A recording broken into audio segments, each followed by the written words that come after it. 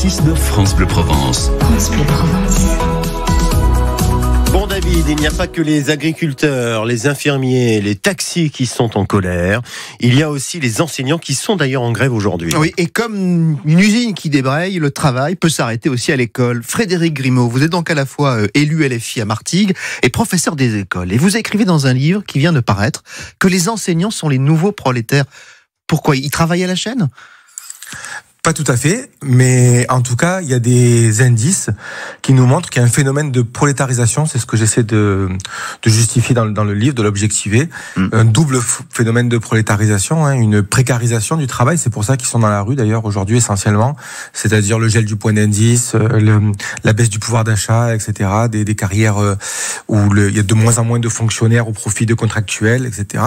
Et un autre volet qui me semble à moi plus important, c'est celui de la déqualification du travail, où il y a des réformes qui sont venues confisquer l'expertise professionnelle des professeurs des écoles, et ils le ressentent dans leur santé, y compris.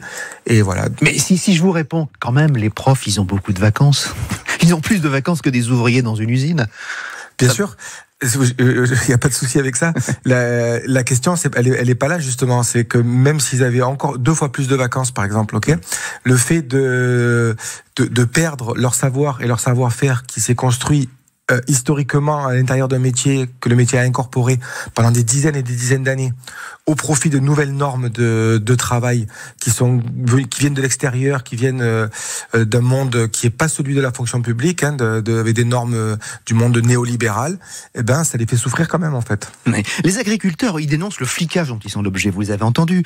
Mais c'est pareil chez les profs, ils supportent plus la paperasse non plus.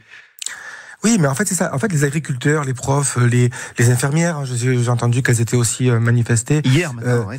C'est ça. On vit tous dans le même monde néolibéral, donc à la même organisation, si vous voulez, structurelle de la société, qui est basée sur la concurrence, sur la compétition, etc., et qui impose de nouvelles normes sociales, et donc qui influencent l'organisation de notre travail.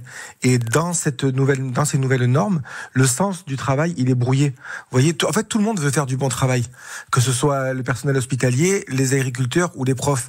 Les paysans, ils veulent produire de manière écologique, j'imagine.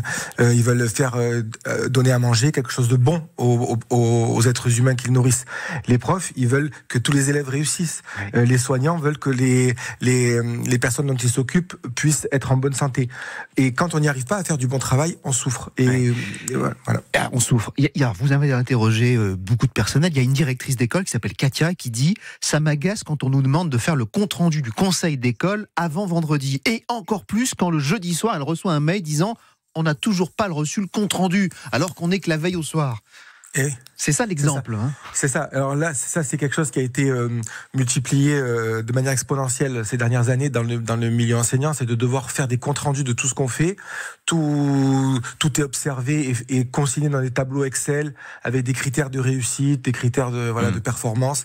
Ça, c'est typique des réformes libérales. Et là, ce que décrit Katia, c'est ce qu'on appelle le lean management, c'est-à-dire on en demande toujours plus.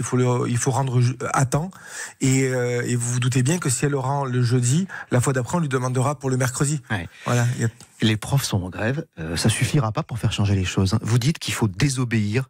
Vous finissez comme ça dans votre livre. On en est là ? Alors, je dis surtout collectivement, désobéir, c'est l'avant-dernier chapitre, mais à la fin, c'est collectivement, bien entendu. Ce que je dis en tout cas, c'est qu'il n'est plus possible d'accepter ces nouvelles normes. Vous voyez, alors c'est sûr que se mettre en grève, aujourd'hui, c'est coûteux, c'est une journée de salaire.